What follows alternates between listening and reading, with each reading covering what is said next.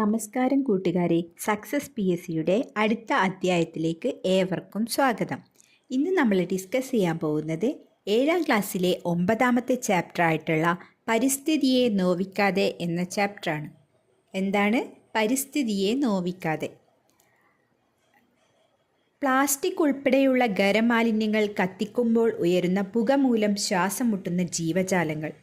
പ്ലാസ്റ്റിക്കും ഖരമാലിന്യങ്ങളും വലിച്ചെറിഞ്ഞത് മൂലം ഒഴുക്ക് നിലച്ച ജലാശയങ്ങൾ.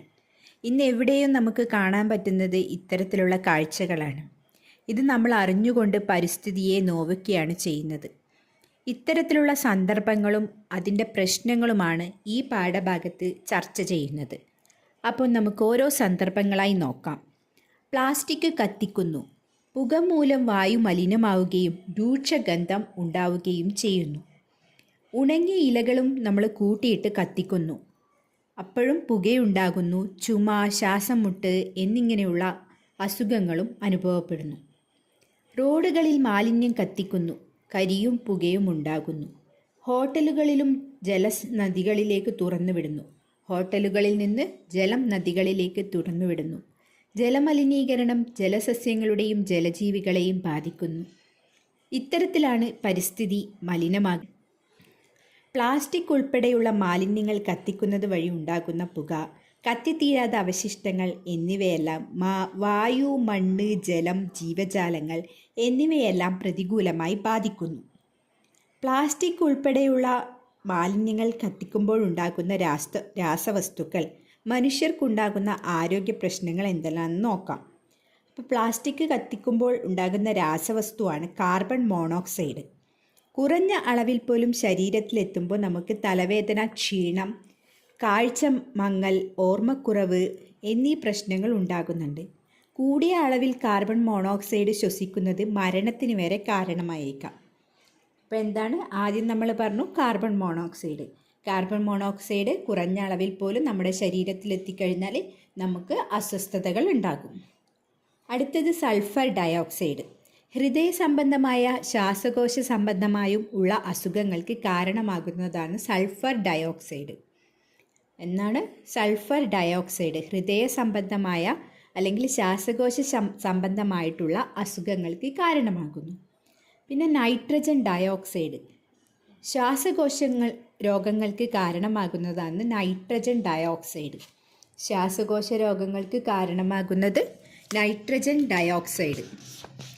പദാർത്ഥങ്ങളുടെ സൂക്ഷ്മ കണികകൾ ശ്വസനത്തിലൂടെ ഉള്ളിലെത്തുമ്പോൾ തൊണ്ടയും കണ്ണുകൾക്കുള്ളിൽ ചൊറിച്ചൽ, അലർജി, ആസ്മ, ശ്വാസകോശ ക്യാൻസർ എന്നിവയ്ക്ക് കാരണമാകുന്നു.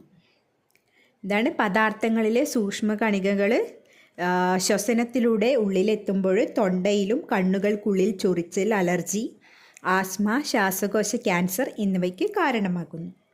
പിന്നെ അടുത്തതായിട്ട് ഡയോക്സിനുകൾ. ക്യാൻസർ ഉണ്ടാകാനുള്ള സാധ്യത വർദ്ധിപ്പിക്കുന്നതാണ് ഡയോക്സിനുകൾ. തൈറോയിഡുമായിട്ട് ബന്ധപ്പെട്ട പ്രശ്നങ്ങൾ, ശ്വാസകോശ രോഗങ്ങൾ എന്നിവയ്ക്കും ഇവ കാരണമാകുന്നു. ഇത്രയും കാര്യങ്ങളാണ് നമ്മൾ പ്ലാസ്റ്റിക് കത്തുമ്പോൾ അന്തരീക്ഷത്തിലെത്തുന്ന രാസവസ്തുക്കളും അത് നമുക്ക് ശ്വസിച്ചു കഴിഞ്ഞാൽ ഉണ്ടാവുന്ന ആരോഗ്യ പ്രശ്നങ്ങളുമാണ് ഇപ്പം നമ്മൾ ചർച്ച ചെയ്തത്. അടുത്തത് നമുക്ക് വായുവിലെ ഘടകങ്ങൾ എന്തൊക്കെയാണെന്ന് നോക്കാം. വായുവിലെ സ്വാഭാവിക ഘടകങ്ങളാണ് നൈട്രജൻ, ഓക്സിജൻ, കാർബൺ ഡയോക്സൈഡ്, പിന്നെ മറ്റുള്ള വാതകങ്ങൾ. അതിൽ അന്തരീക്ഷ വായുവിൽ ഏറ്റവും കൂടുതൽ കാണപ്പെടുന്ന ഘടകമാണ് നൈട്രജൻ. അന്തരീക്ഷത്തിൽ ഏറ്റവും കൂടുതൽ കാണപ്പെടുന്നത് നൈട്രജനാണ്. ആ നൈട്രജൻ്റെ അളവ് എന്ന് പറയുന്നത് 78%. ഓക്സിജൻ 21%, കാർബൺ ഡയോക്സൈഡ് 0.04% ആണ്. മറ്റുള്ളവ 0.96%. അപ്പോൾ അന്തരീക്ഷ വായുവിൽ നൈട്രജൻ്റെ അളവ് 78%, ഓക്സിജൻ്റെ 21%, കാർബൺ ഡയോക്സൈഡ് 0.04%, മറ്റുള്ളവ 0.6%. അന്തരീക്ഷ വായുവിൽ രാസവസ്തുക്കൾ കലരുമ്പോൾ വായുവിലെ സ്വാഭാവിക ഘടകങ്ങളും അവയുടെ അളവുകളിലും മാറ്റമുണ്ടാകും. അടുത്തത് നമുക്ക് വായു മലിനീകരണം നോക്കാം. അന്തരീക്ഷ വായുവിൽ പുകയും വിഷവാതകങ്ങളും മറ്റ് രാസപദാർത്ഥങ്ങളും കലരുന്നത് മൂലമാണ് വായു മലിനീകരണം സംഭവിക്കുന്നത്. അഗ്നിപർവ്വത സ്ഫോടനം, ഭൂകമ്പം തുടങ്ങിയ പ്രകൃതി പ്രതിഭാസങ്ങളും കാട്ടുതീയും വായുമലിനീകരണത്തിന് കാരണമാകാറുണ്ട്. മനുഷ്യരുടെ വിവേചനരഹിതമായ പ്രവർത്തനങ്ങളാണ് വായുമലിനീകരണത്തിൻ്റെ പ്രധാന കാരണം. ഇപ്പം നമ്മൾ വായുമലിനീകരണത്തിൻ്റെ കാരണത്തെ പറ്റിയിട്ടാണ് ഡിസ്കസ് ചെയ്തിരിക്കുന്നത്. അടുത്തതായി പാചക ഇന്ധനങ്ങളും വായുമലിനീകരണവും. വിറക്, മണ്ണെണ്ണ, പാചകവാതകം തുടങ്ങിയ ഇന്ധനങ്ങൾ കത്തുമ്പോൾ വിവിധ രാസവസ്തുക്കൾ പുറന്തള്ളപ്പെടുന്നു. Carbon dioxide, carbon monoxide, nitrogen dioxide, പദാർത്ഥങ്ങളുടെ സൂക്ഷ്മകണിക തുടങ്ങിയ രാസവസ്തുക്കളാണ് പ്രധാനമായിട്ടും പുറത്തുവരുന്നത്. ഇനി വാഹനങ്ങളും വായുമലിനീകരണവും നോക്കാം. പെട്രോൾ, ഡീസൽ തുടങ്ങിയ ഇന്ധനങ്ങൾ ഉപയോഗിച്ച് വാഹനങ്ങളുടെ എഞ്ചിൻ പ്രവർത്തിപ്പിക്കുമ്പോഴും sulphur dioxide, nitrogen dioxide, carbon monoxide, പദാർത്ഥങ്ങളുടെ സൂക്ഷ്മകണികകൾ എന്നിവ പുറത്തു വരുന്നുണ്ട്. ഇത് വായുവിൽ കലരുന്നത് വായുമലിനീകരണത്തിന് കാരണമാകുന്നു. ഈ വായുമലിനീകരണത്തിന് വാഹനങ്ങൾ ഉപയോഗിക്കുമ്പോൾ അതിൻ്റെ പങ്ക് ഉണ്ടെന്നാണ് ഇപ്പോൾ നമ്മൾ പറയുന്നത്. അപ്പോൾ വായുമലിനീകരണത്തിൻ്റെ ഒരു പരിഹാരമാണ് ഇലക്ട്രിക് വാഹനങ്ങൾ. അപ്പോൾ നമ്മളിപ്പോൾ ഡിസ്കസ് ചെയ്തിരിക്കുന്നത് വായുമലിനീകരണത്തിൻ്റെ ഒരു പരിഹാരമാണ് ഇലക്ട്രിക് വാഹനങ്ങൾ എന്ന് പറഞ്ഞു. നമ്മുടെ രാജ്യത്ത് വായുമലിനീകരണം സംഭവിക്കുന്നത് കൂടാതെ ഈ പൊടിപടലങ്ങൾ നിർമ്മാണ പ്രവർത്തനങ്ങളിലെ മാലിന്യങ്ങൾ കത്തിക്കുമ്പോൾ, വാഹനങ്ങൾ, ഡീസൽ ജനറേറ്റർ, പിന്നെ വ്യവസായങ്ങൾ, ഗാർഹിക പാചകം ഇവയിലെ എല്ലാം നമ്മളെ വായു മലിനമാകുന്നുണ്ട്. അപ്പോൾ ഈ വായു മലിനമാകുന്നത് പൊടിപടലങ്ങളും നിർമ്മാണ പ്രവർത്തനങ്ങളിലൂടെ 45% നമ്മളെ വായു മലിനമാകുന്നുണ്ട്. മാലിന്യങ്ങൾ കത്തിക്കുന്നത് വഴി 17% അന്തരീക്ഷത്ത് കലരുന്നുണ്ട്. അതുപോലെ വാഹനങ്ങളിലൂടെ 14%, ഡീസൽ ജനറേറ്ററിൻ്റെ ഉപയോഗം 9%, വ്യവസായങ്ങളിലൂടെ 8%, ഗാർഹിക പാചകത്തിലൂടെ 7%. ഇങ്ങനെയാണ് വായു മലിനീകരണത്തിൻ്റെ ഒരു ഡയഗ്രം നമുക്ക് കാണാൻ പറ്റുന്നത്. വായു മലിനമാകുന്നത് പോലെ തന്നെ ജലവും മലിനമാകുന്നുണ്ട്. ഇനി നമുക്ക് ഭൂമിയിലെ ജലം നോക്കാം. ഭൂമിയുടെ 2/3 ഭാഗവും ജലമാണ്. ഭൂമിയിലാകെ ജലത്തിൻ്റെ 97% സമുദ്രവുമാണ്. വെറും 3% മാത്രമാണ് ശുദ്ധജലം. ഈ ശുദ്ധജലം എന്ന് പറയുന്നത് ഉപ്പ് കലരാതെ ജലത്തിനെയാണ്. ശുദ്ധജലത്തിൻ്റെ ഏകദേശം 69% മഞ്ഞുപാളികളായിട്ടാണ് കാണുന്നത്. ഇത് നമുക്ക് ഉപയോഗിക്കാൻ വേണ്ടി സാധിക്കില്ല. 30% ഭൂഗർഭജലമാണ്. ആകെ ജലത്തിൻ്റെ 0.3% മാത്രമാണ് നമ്മുടെ കായലുകളിലും നദികളിലും കുളങ്ങളിലും ഉൾപ്പെടെയുള്ള ജലാശയങ്ങളിലുള്ളത്. അപ്പോൾ ജലത്തിൻ്റെ പ്രാധാന്യം നമ്മൾ ഇതിൽ നിന്ന് മനസ്സിലാക്കണം. ഭൂമിയുടെ 2/3 ഭാഗവും എന്താണ്? ജലമാണ്. അതിൽ ആ ജലത്തിൻ്റെ 97% സമുദ്രജലമാണ്. ബാക്കി 3% മാത്രമാണ് നമുക്ക് ശുദ്ധജലമായിട്ട് കിട്ടുന്നത്. ഇനി നമുക്ക് ജലാശയങ്ങൾ മലിനമാകുന്നത് ഏതൊക്കെ രീതിയിലാണെന്ന് നോക്കാം. പ്ലാസ്റ്റിക് മാലിന്യങ്ങൾ വലിച്ചെറിയുകയും രാസവസ്തുക്കൾ ഒഴുകിയെത്തുന്നതിലൂടെയും കപ്പലുകളിൽ നിന്നുള്ള എണ്ണച്ചോർച്ച തുടങ്ങിയവയിലൂടെയാണ് ജലാശയങ്ങൾ മലിനമാകുന്നത്. എന്താണ്? പ്ലാസ്റ്റിക് മാലിന്യങ്ങൾ വലിച്ചെറിയുന്നു, രാസവസ്തുക്കൾ ഒഴുക്കിവിടുന്നു, കപ്പലുകളിൽ നിന്നുള്ള എണ്ണച്ചോർച്ച തുടങ്ങിയ കാരണങ്ങളാൽ നമ്മുടെ ജലാശയങ്ങൾ മലിനപ്പെടുന്നു. ഇനി നമുക്ക് യൂട്രോഫിക്കേഷൻ എന്താണെന്ന് നോക്കാം. ജലാശയങ്ങളിൽ ആൽഗ പോലുള്ള ജലസസ്യങ്ങളുടെ അമിത വളർച്ചയ്ക്ക് യൂട്രോഫിക്കേഷൻ എന്ന പ്രതിഭാസം കാരണമാകുന്നു. ജലാശയങ്ങളിൽ ഏത് ജലസസ്യത്തിൻ്റെ ആണെന്ന് ചോദിച്ചാൽ ആൽഗകൾ പോലുള്ള ജലസസ്യങ്ങളുടെ അമിത വളർച്ചയ്ക്ക് യൂട്രോഫിക്കേഷൻ എന്ന പ്രതിഭാസം കാരണമാകുന്നു. നൈട്രജൻ കലർന്ന രാസവസ്തുക്കളും മറ്റും ഒഴുകിയെത്തുന്ന ജലാശയങ്ങളിലാണ് ഇത് സംഭവിക്കുന്നത്. ഇങ്ങനെ ഒഴുകിയെത്തുന്ന അധികമുള്ള പോഷക ഘടകങ്ങളാണ് ജലസസ്യങ്ങളുടെ അമിത വളർച്ചയ്ക്ക് കാരണമാകുന്നത്. എന്താണ്? നൈട്രജൻ കലർന്ന രാസവസ്തുക്കളും മറ്റും ഒഴുകിയെത്തുന്നത് കാരണമാണ് ജലാശയത്തിൽ എന്ത് സംഭവിക്കുന്നത്? യൂട്രോഫിക്കേഷൻ നടക്കുന്നത്. ജലസസ്യങ്ങളുടെ അമിത വളർച്ചയ്ക്ക് ഇത് കാരണമാകുന്നു. ഈ ജലസസ്യങ്ങൾ ജലത്തിൽ ലയിച്ചു ചേർന്നിരിക്കുന്ന ഓക്സിജൻ അമിതമായിട്ട് ഉപയോഗിക്കും. ഇതുമൂലം ജലത്തിലെ മറ്റ് സസ്യങ്ങളും ജന്തുക്കളും ഓക്സിജൻ ലഭിക്കാതെ നശിക്കുകയും ജലാശയത്തിൽ നിലനിന്നിരുന്ന ആഹാര വ്യവസ്ഥ തകിടം മറിയുകയും ചെയ്യുന്നു. അതായത് ജലമലിനീകരണം ആവാസ വ്യവസ്ഥയുടെ നാശത്തിന് തന്നെ കാരണമാകുന്നു എന്നാണ് പറയുന്നത്. അടുത്തതായിട്ട് ജലം മലിനമാകുന്ന സന്ദർഭങ്ങൾ ഒന്നുകൂടി നോക്കാം. രാസകീടനാശിനികളുടെ അമിതമായ ഉപയോഗം, മലിനജലം ഓടകളിലേക്ക് ഒഴുക്കിവിടൽ, അറവുശാലകളിലെ മാലിന്യം മണ്ണിലും ജലാശയത്തിലും നിക്ഷേപിക്കുന്നത്, വ്യവസായശാലകളിൽ മാലിന്യം ജലാശയങ്ങളിലേക്ക് ഒഴുക്കിവിടുന്നത്, ഇവയാണ്.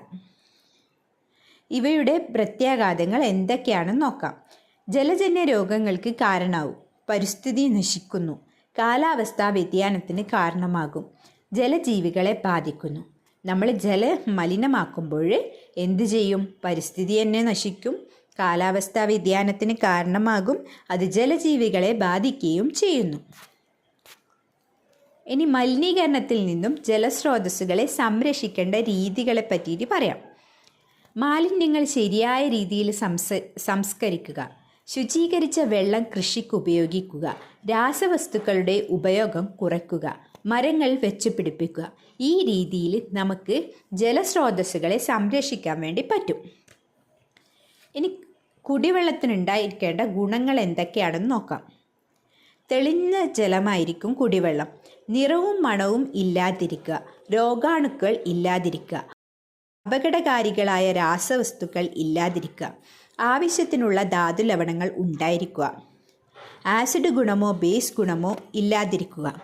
ഇത്രയുമാണ് ശുദ്ധമായ ജലത്തിൻ്റെ പ്രത്യേകതകൾ. എന്തൊക്കെയാണ്? തെളിഞ്ഞ ജലമായിരിക്കണം, നിറവും മണവും ഇല്ലാതിരിക്കണം, രോഗാണുക്കൾ ഇല്ലാതിരിക്കണം, ആസിഡിൻ്റെയോ ബേസിൻ്റെയോ ഗുണങ്ങൾ കാണിക്കാൻ പാടില്ല, അപകടകരമായ രാസവസ്തുക്കൾ ഇല്ലാതിരിക്കുക.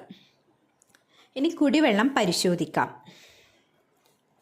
നിറം, മണം, ആസിഡ് ഓർ ബേസ് ഗുണം, അലയ മാലിന്യങ്ങളുടെ സാന്നിധ്യം ഉണ്ടോ എന്ന് പരിശോധിക്കുന്നതിലൂടെയാണ് അത് ശുദ്ധജലമാണോ അല്ലയോ എന്ന് മനസ്സിലാക്കുന്നത്. ഇനി കുടിവെള്ളം ശുദ്ധീകരിക്കുന്ന രീതികൾ നോക്കാം. തിളപ്പിക്കൽ. കുറഞ്ഞത് 1 മിനിറ്റ് നേരമെങ്കിലും തിളപ്പിച്ചാൽ ജലത്തിലെ സൂക്ഷ്മജീവികൾ നശിക്കും, എന്നാൽ ജലത്തിൽ അലിഞ്ഞു ചേർന്നിട്ടുള്ള ഘടകങ്ങൾ നിലനിൽക്കും. അടുത്ത മെത്തേഡാണ് അരിക്കൽ. ജലത്തിലുള്ള അലയ മാലിന്യങ്ങൾ അരിപ്പകൾ ഉപയോഗിച്ച് വേർതിരിക്കുന്നു, എന്നാൽ സൂക്ഷ്മജീവികൾ, ജലത്തിൽ ലയിച്ചു ചേർന്നിട്ടുള്ള ഘടകങ്ങൾ എന്നിവ നീക്കം ചെയ്യപ്പെടുന്നില്ല. അടുത്തത് അടിയിക്കൽ.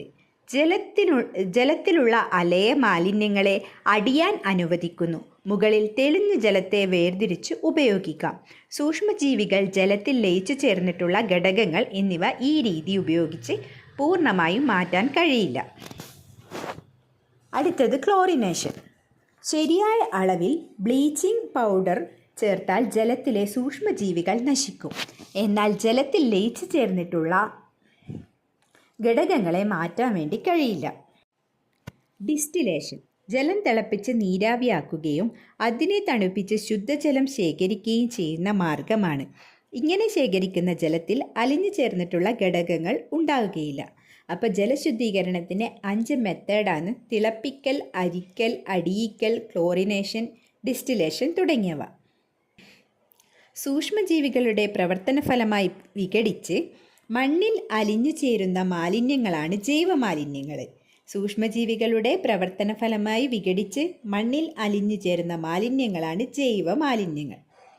പ്ലാസ്റ്റിക് മാലിന്യങ്ങൾ, ചില്ലു കഷ്ണങ്ങൾ എന്നിവ കൂടാതെ ലോഹങ്ങൾ, ഇലക്ട്രോണിക് മാലിന്യങ്ങൾ, തെർമോകോൾ തുടങ്ങിയ മാലിന്യങ്ങളെ വിഘടിപ്പിക്കാൻ മണ്ണിലെ സൂക്ഷ്മജീവികൾക്ക് കഴിയില്ല.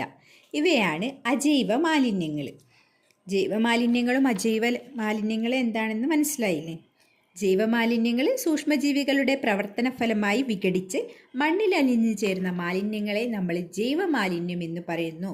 മണ്ണിൽ അലിഞ്ഞു ചേരാത്തതിനെ അജൈവ മാലിന്യങ്ങൾ എന്നും പറയുന്നു. പ്ലാസ്റ്റിക് ഉൽപ്പന്നങ്ങൾ, കീടനാശിനികൾ, രാസവസ്തുക്കൾ തുടങ്ങിയ അജൈവ മാലിന്യങ്ങൾ മണ്ണിനെ മലിനീകരിക്കുന്നു. CFL ലാമ്പുകൾ, കമ്പ്യൂട്ടർ, ഇലക്ട്രോണിക് ഉൽപ്പന്നങ്ങൾ എന്നിവയിൽ അടങ്ങിയിരിക്കുന്ന മെർക്കുറി, കാഡ്മിയം പോലുള്ള ലോഹങ്ങളും മലിനീകരണത്തിന് കാരണമാകുന്നു. ഇനി വീട്ടിലെ മാലിന്യങ്ങളെ നമുക്ക് 3 രീതിയിൽ തരംതിരിക്കാം. ജൈവ മാലിന്യങ്ങളുണ്ട്, അജൈവ മാലിന്യങ്ങളുണ്ട്, അപകടകരമായ മാലിന്യങ്ങളുണ്ട്. മാലിന്യ സംസ്കരണ ശാസ്ത്രീയ രീതികൾ. മാലിന്യത്തെ അവ ഉണ്ടാകുന്ന സ്ഥലത്ത് വച്ച് തന്നെ സംസ്കരിക്കുന്നതാണ് ഏറ്റവും ഉചിതമായ മാർഗം. ഇത് ഉറവിട മാലിന്യ സംസ്കരണം എന്നറിയപ്പെടുന്നു. മാലിന്യം അവ ഉണ്ടാകുന്ന സ്ഥലത്ത് വെച്ച് തന്നെ സംസ്കരിക്കുന്നതാണ് ഏറ്റവും ഉചിതമായ മാർഗം. ഈ മാർഗത്തിനെയാണ് ഉറവിട മാലിന്യ സംസ്കരണം എന്നറിയപ്പെടുന്നത്. മാലിന്യങ്ങളെ ഉറവിടത്തിൽ തന്നെ തരംതിരിക്കുക എന്നതാണ് ഇതിൻ്റെ ആദ്യ ഘട്ടം. ജൈവമാലിന്യങ്ങളെ സൂക്ഷ്മ മാലിന്യങ്ങളുടെ സഹായത്തോടെ ചെറു സംയുക്തങ്ങളായി വിഘടിപ്പിക്കാൻ കഴിയും. ഇവ ജീർണിച്ചുണ്ടാകുന്ന നൈട്രേറ്റ്, ഫോസ്ഫേറ്റ്, സൾഫേറ്റ് എന്നിവ സസ്യങ്ങളുടെ വളർച്ചയ്ക്ക് സഹായകമാണ്. അതിനാൽ ഇവയെ വളമായി ഉപയോഗിക്കാൻ സാധിക്കുന്നു. അജൈവ മാലിന്യങ്ങൾ ശരിയായ മാർഗങ്ങളിലൂടെ സംസ്കരിച്ചാൽ മാത്രമേ അവ ജൈവവളമായി മാറുകയുള്ളൂ. ഗാർഹിക തലത്തിൽ ജൈവമാലിന്യ സംസ്കരണത്തിന് പ്രധാനമായും 3 രീതികളാണ് ഉള്ളത്. മണ്ണിര കമ്പോസ്റ്റ്. മണ്ണിരകളെ ഉപയോഗിച്ച് വളം നിർമ്മിക്കുന്ന രീതിയാണ് മണ്ണിര കമ്പോസ്റ്റ്. വായു സമ്പർക്ക കമ്പോസ്റ്റ്, അതുപോലെ ജൈവവാതക നിർമ്മാണം. ഈ 3 രീതികളാണ് ജൈവമാലിന്യ സംസ്കരണത്തിന് ഉപയോഗിക്കുന്നത്. മണ്ണിര കമ്പോസ്റ്റിൽ മണ്ണിര ജൈവാംശങ്ങൾ സ്വീകരിക്കുകയും അതിൻ്റെ വിസർജ്യം വളമായി മാറുകയും ചെയ്യുന്നു. മണ്ണിര കമ്പോസ്റ്റ് വഴി ലഭിക്കുന്ന വളം മറ്റ് കമ്പോസ്റ്റ് വളത്തേക്കാൾ മികച്ചതാണ്. ഇനി വായു സമ്പർക്ക കമ്പോസ്റ്റിംഗ്. ജൈവ സംസ്കരണത്തിന് ഉതകുന്ന വിധം പ്രത്യേകം രൂപകൽപ്പന ചെയ്ത പാത്രങ്ങൾ തട്ടുകളായി അടക്കി വച്ചിട്ടുള്ള ബയോ കമ്പോസ്റ്റർ ബിന്നാണിത്. ഇതിൽ നടക്കുന്ന വായു സമ്പർക്ക കമ്പോസ്റ്റിംഗ് പ്രക്രിയയാണ്. അടുത്തത് ജൈവവാതക നിർമ്മാണം. ഓക്സിജന്റെ അഭാവത്തിൽ മാലിന്യം സംസ്കരിച്ച് ഇന്ധനമാക്കി മാറ്റാൻ സാധിക്കുന്ന സംവിധാനമാണ് ബയോഗ്യാസ് പ്ലാന്റ്. ഇതിൽ മാലിന്യ സംസ്കരണം നടക്കുന്നതിനോടൊപ്പം പാചകവാതകം ഉൽപ്പന്നമായി ലഭിക്കുകയും ചെയ്യുന്നു. ഇതാണ് 3 രീതികളിലൂടെ നമുക്ക് എന്ത് ചെയ്യാം? മാലിന്യം ശാസ്ത്രീയമായിട്ട് ജൈവവളമാക്കി ഉപയോഗിക്കാൻ പറ്റുന്ന രീതികൾ. ഇത്രയുമാണ് ഈ ചാപ്റ്ററിൽ പറയുന്നത്.